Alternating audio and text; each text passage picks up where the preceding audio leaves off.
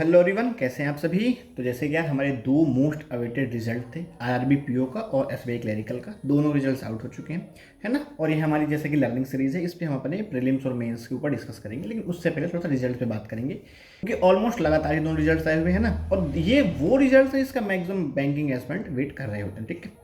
तो कई सारों का रिजल्ट में से कुछ लोगों का तो हुआ, बाकियों का नहीं हुआ, जिस वजह से एक बड़ा ही नेगेटिव एटमॉस्फेयर है भाई। कुछ पढ़ रहे हैं, कुछ तो बिल्कुल लग रहा है प्रिपरेशन छोड़ देंगे, ठीक है।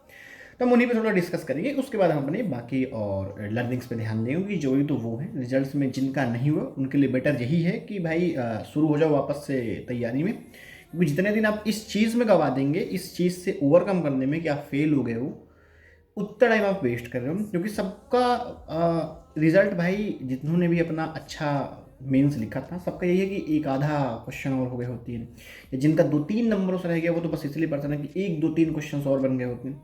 तो वो जो 1-2-3 क्वेश्चन के लिए आपको एक्स्ट्रा टाइम चाहिए था, वो यही टाइम है। अगर आप ये गवा दोगे जो भी टाइम आपके पास है, तो at the end final time पे फिर यही चीज़ आप रिपीट करोगे कि यार काश हो जाता। क्योंकि देखो, दो चीज़ें, पहला एक्सेप्टेंस कि रिजल्ट आ चुका है। अगर आप रिजर्व लिस्ट या फाइनल रिजल्ट में आपका नाम नहीं है, तो सीधी सी बात है आप इस रेस से बाहर हो, आपकी ट्रेन जा चुकी है, ठीक है।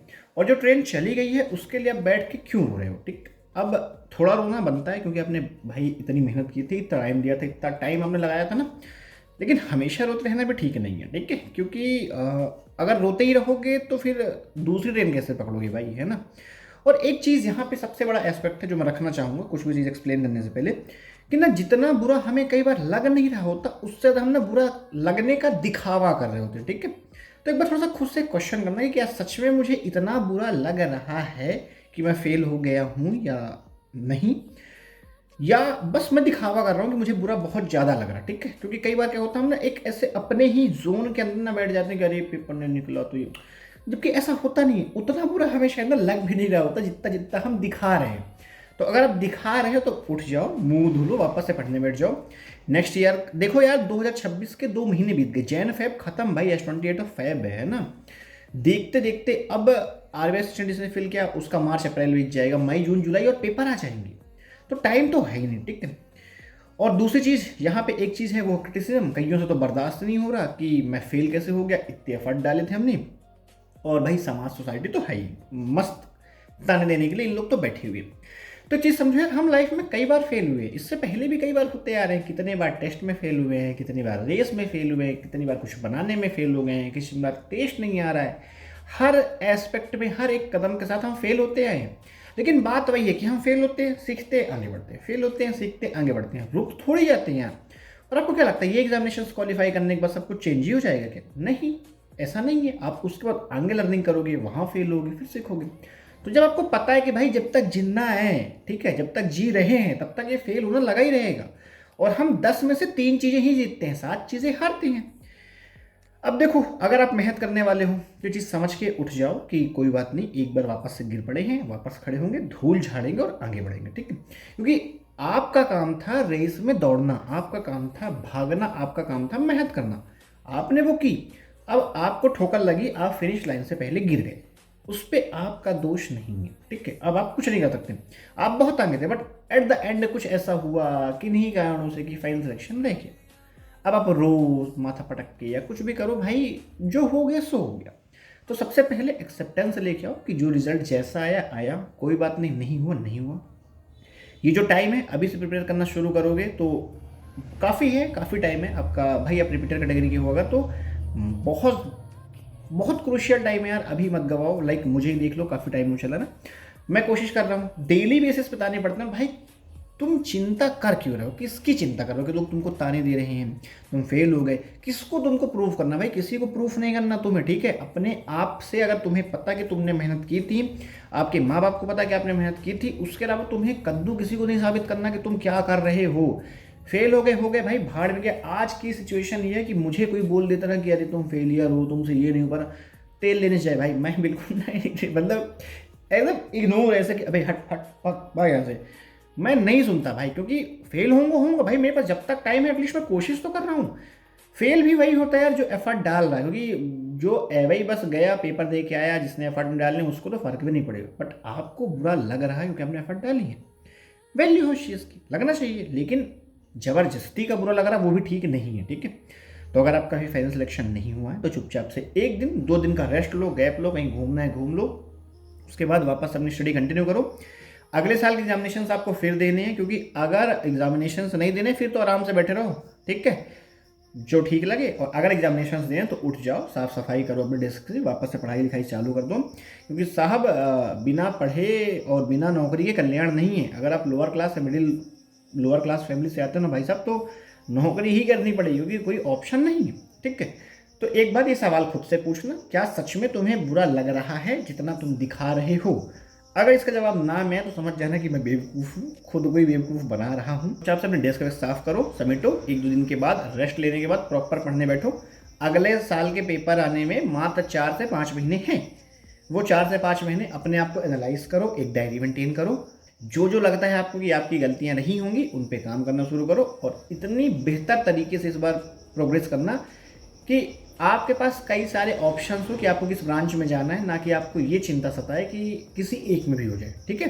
खैर, अब बात करते हैं हम अपने प्रीलिम्स और मेंस के ऊपर, ठीक है। तो लास्ट वीक में 6 प्रीलिम्स और 1 मेंस का मॉक टेस्ट दिया। मेंस मेरा IBPS PO का था और प्रीलिम्स में तो सारी कवर, ठीक है।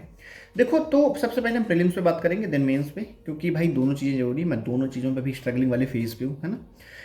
प्रीलिम्स में आपने एक चीज़ सुनी होगी, क्लरिकल एग्जामिनेशंस के लिए। क्लरिकल एग्जामिनेशंस में आपका टाइम नहीं होता कि आप हर एक क्वेश्चन देखो फिर आके एक क्वेश्चन सॉल्व करना शुरू करो। क्लरिकल एग्जाम में जो खुल गया वही सॉल्व करना शुरू करो, ठीक है। इंग्लिश सेक्शन के लिए ये बात फिर भी ठीक है, रीजनिंग के लिए भी फिर भी ठीक है, क्योंकि रीजनिंग मैक्सिमम एस्पिरेंट्स का अच्छा होता है।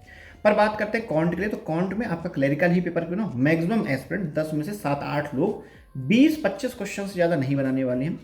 तो एक बार जब भी आपका प्रीलिम्स का मॉक टेस्ट खुले तो कॉन्ट के सेक्शन में स्पेसिफिकली पूरे क्वेश्चन से गो थ्रू करना, क्योंकि कई बार DI बहुत ईजी दिखती है, कैलकुलेशन भी बहुत ईजी होती हैं, पर प्रॉब्लम क्या होती है कि वो DI के ना जो क्वेश्चंस आएंगे ना वो इतने कैलकुलेटिव होंगे, उसमें आपको बहुत टाइम जाएगा, जबकि आपके एक DI को बनाने में जितना आपने टाइम दिया उतने में हो सकता है आप 6-7 अर्थमेटिक क्वेश्चन बना दोगे, क्योंकि कई बार अर्थमेटिक लिटरली बहुत ईजी आती है। मैंने अभी लास्ट SBI क्लरिकल का प्रीलिम्स का मॉक टेस्ट दिया था, उसमें मैंने चीज़ ऑब्जर्व की। कॉन्ट पे मैं एक DI बनाने में अटक गया, वो DI बहुत ईजी थी, बहुत ईजी सॉल्व हुई, उसमें 6 मिनट के आसपास मुझे लगे, जबकि उसी 6 मिनट में एनालिसिस के टाइम पे मुझे भाई 8-9 क्वेश्चन अर्थमेटिक के बन गए। तो कई बार आपको क्लरिकल में या PO के प्रीलिम्स में क्वेश्चंस बीच में सफल्ड फॉर्म में होते हैं। कुछ आपने सुना होगा भाई, हमने ना एक प्रीसेट बना लिया है कि स्पीड मैथ, DI, अर्थमेटिक। इस चक्कर में ना क्या होता है, अर्थमेटिक के जो ईजी क्वेश्चन है ना वो भी छूट जाते हैं।